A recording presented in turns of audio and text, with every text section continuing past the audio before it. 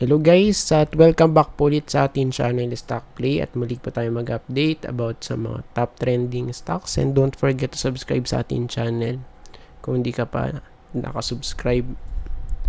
Ayan, para lagi ka manonotify sa mga bagong videos na i-update natin or i-upload. Ayan, so unahin natin yung APL. Wednesday ngayon, no? Okay, tingnan natin kung ano ba yung mga kaganapan and sa mga top trending stocks. March 2. So, right now, kung titingnan natin etong chart ni APL, nag-rally ulit. Okay. And of course, sa area na to, titingnan natin. Let's see, guys. So, ang target dito, no? Sa 0.01. And umakyat ulit. 0.008.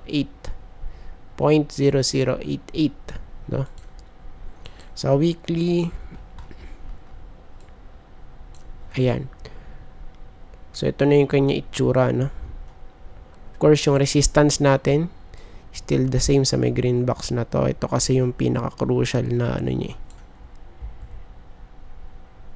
resistance ngayon. Itong 0.01 na yan. Kung pagbabasehan natin itong big picture niya.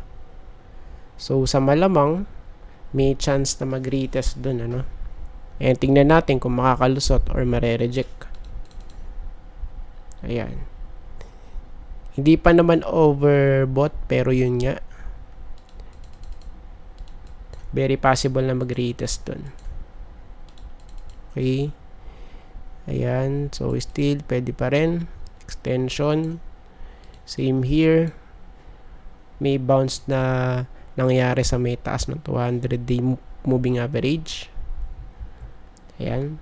So, magandang pangitain yun. And kung titingnan natin, based dito sa ating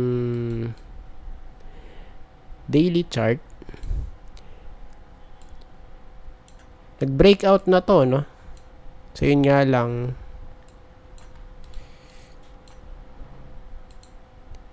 nalaglag ulit. Okay, for a retest.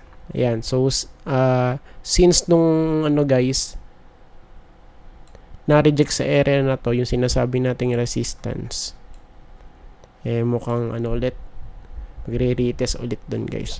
Ayan, kaya kaabang-abang to, no? Kung hindi man makapanik, edi another opportunity for APL. Ayan. So, pwede kasi mangyari, bounce, diba? Tapos rejection,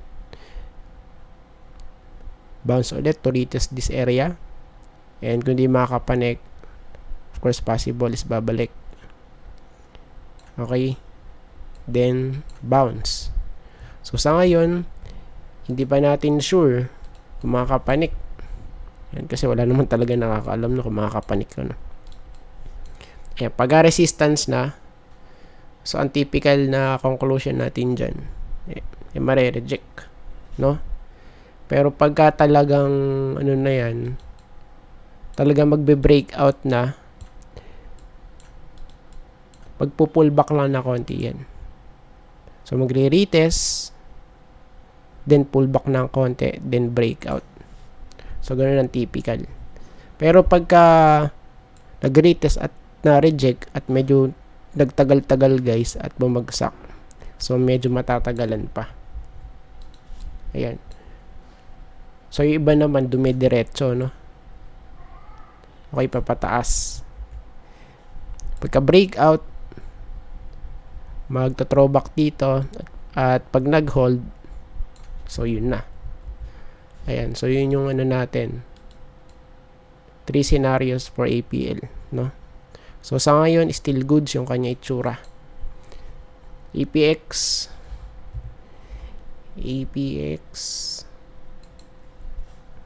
ayan. So, this time, kung titingnan natin, ayun na, bumagsak na. May something ba dito? Ayan, pero ang sinabi natin before, ayun na yung nangyari. And remember guys, kung titingnan natin sa may chart, meron ditong gap up sa 14, malapit dito guys, no? 13 something eh. Well, tingnan natin kasi support to eh. 'Di ba? So sinabi natin, pagka breakout dapat may retest. And at the same time, merong gap up dito. Ayan. So the question is, mag-hold ba dito?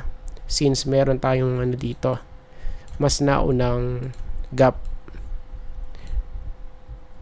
Well, tingnan natin. Ayan kung ano mangyayari, no? So weekly, bearish engulfing candlestick. So it means kung hindi mag-hold dyan, yung confirmation candlestick based sa weekly chart. So yun yung magsasabi, no, or your possible confirmation candlestick sa dalawang ano na to, candlestick pattern. Bearish engulfing candlestick. So ano to, no? Pagka na-confirm na to guys based sa weekly chart, so it means pwede tayong mag-dip, no, sa gawing baba. And kaya tignan natin. So still nag-hold, pero kung papansinin natin, medyo delikado to. Same sa sinabi natin. So multiple ano na to, no, bearish divergence. Mag-ingat lang guys, because kung titingnan natin, galing po ito sa ano, no, sa mamiso. Mamiso yan. Ayun na, malapit sa ano guys, sa 1.5. Ito guys, oh. Nung ano ba to? 2020. And right now, nasa 16. Diba, grabe guys yan. Ayan, kaya tingnan natin ano kung mag-hold or hindi. Next natin, of course, since meron ngang gera dahil sa Iran at US, ayan na, no, nag-breakout na. And based dito sa ano natin, sa may previous video natin, I think ano to, kasama tong ticker na to, Picor eh, yung Petron, no. So based kasi dito, it's pretty obvious na ano siya, no, ranging siya guys. Ayan, bagsak, tapos magbabounce ulit sa area na to, bagsak ulit, sell off, bounce ulit, and possible mahit nga itong area na to. So malapit yan sa 4.2, no, and sa may loob ng green box na yan. Ayan. So well, tingnan natin. And kasi dito over ano na siya, bot na siya. And still pwede pa namang ano yan, kumbaga extend or magkaroon muna ng pullback bago magkaroon ng extension. Ayan. So pwedeng ganun, ano, umi-straight or magkaroon ng konting pullback then push ulit dito. Ayan. So tingnan natin kung mangyayari ba to, no? And sa daily chart, tingnan natin. Okay, grabe guys, overbought na rin dito eh. So anytime pwede na ito magkaroon ng ano, no, pullback or let's say extension. Still possible pa rin. Ayan, pero ano dito, based sa ating nakikita sa multiple time frame, overbought na siya. So it means possible kung Wednesday ngayon, by Thursday or Friday makakakita na tayo dito na pullback. Possible, no? Same here and same here sa 1 hour chart. Ayan. So tingnan natin sa 1 hour chart. Baka pwede pa mag-retest dito eh. dyan, ano, sa may 4 nga, or magkaroon muna tayo ng pullback. Ayan, para ma-reset ba yung ano, yung chart, no? Ayan, then next natin OGP. Tingnan natin OGP, guys. OGP. So sa weekly, check natin. Okay, so nalaglag na din, guys. Hindi nakapanik. Yan, kasi meron ding divergence dito for OGP, ano. Ayan. So based dito sa itsura niya, kung ako yung tatanungin, ano,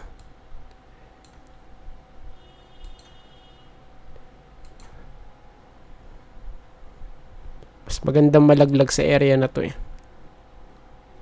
Dito, guys, sa area na to, no, sa 32. Okay, so pwede dyan. Kung magtutuloy-tuloy yung pagbaba na to, ano, yung OGP. Sa daily chart, nakapabaloktot na pababa. Ayan. So meron ditong gap down. Possible pwedeng pa-fill dyan. Kung mag-hold, ano, malapit dito, guys. Ayan. Let's see, ano, kung magkakaroon for our chart.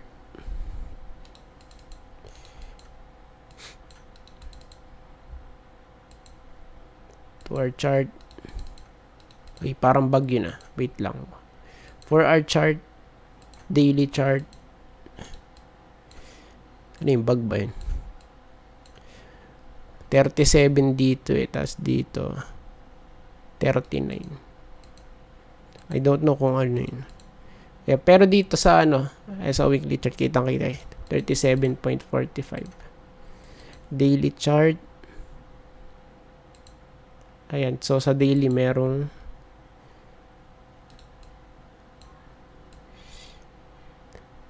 I don't know kung ano to, bug to. And kasi dito sa may lower time frame, nasa 39. No? Ayan.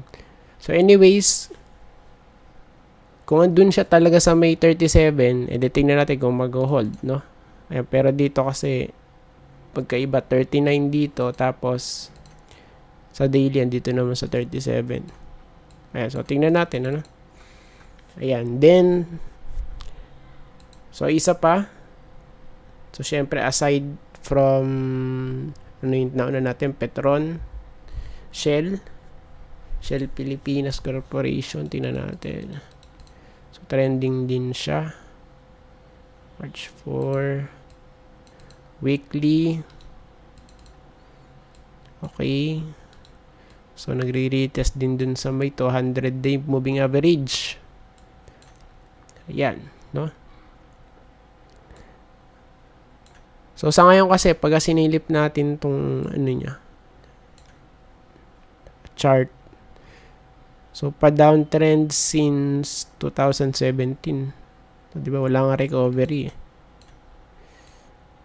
Ayan. So for now, medyo ano pa rin to. Tingnan natin kung ano, no? Kung magre-retest dito sa may dati niyang support, and sa may 16, and right now nasa ano siya, 11.4 something. Okay, based sa weekly chart to, no? Retest dun sa may 200. Ayan, then sa daily chart, mukhang pabagsak na siya kasi parang mas naunang mag-pump to, no? Ayan. Okay, from here, last year, nag-pump na siya ng 100 plus. So, halos 170, ano? Percent, tas medyo, ayun na. Nang lupay-pay na ng konti. Ayan, so tingnan natin kung ano mangyari dito for this one. For our chart. O yan.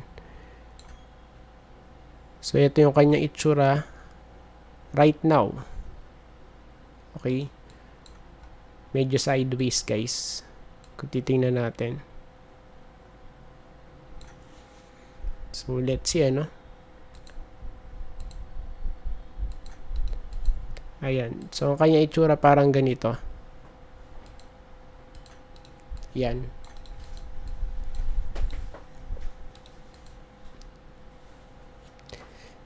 Sideways pennant pattern.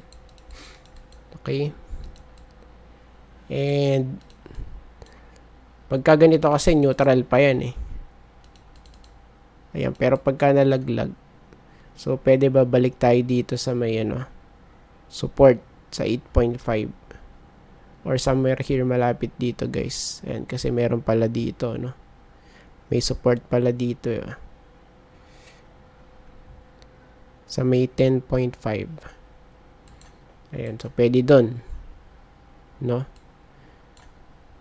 Mag-drawing tayo ng panibagong support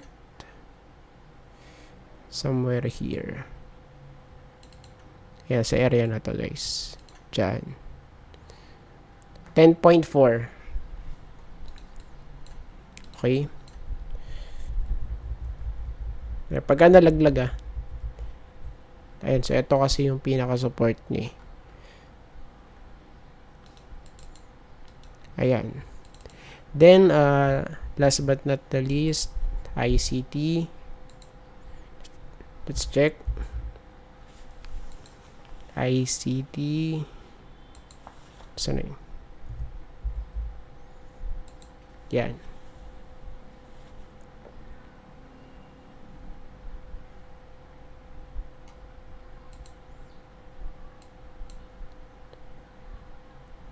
So, same pa din. Ayaw paawat, no? Nagpapampa ulit. Alright, papataas.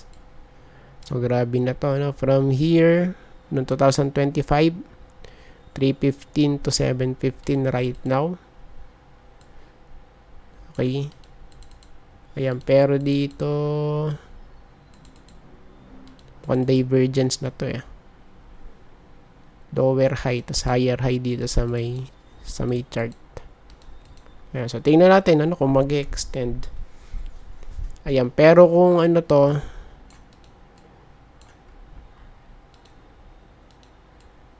kung magkakaroon to ng pagbagsak, pwede dito kasi support to Ayan. 628. 628 or malapit dyan sa may green box. 630, 631. Magkakaiba yung sinabi. No? Ayan, basta pasok dito. Ganun naman kasi pag support, hindi siya naka-fix sa isang price. So, ano siya? Parang range ba? Ayan, no? So, yan na nakikita natin for ICT sa weekly chart. Then, sa daily chart, so, still possible pa naman kasi itong mag-rally. Or even, ano dito, no? Mag 750 to 800. So, still possible pa rin naman yan. Pero, tingnan pa rin natin, ano? Sobrang tarik, guys. Grabe, solid, no? ICT. Ayan. And I think tapos na po tayo, guys. At maraming salamat po sa panonood. And see you po ulit sa next video. Bye-bye and God bless.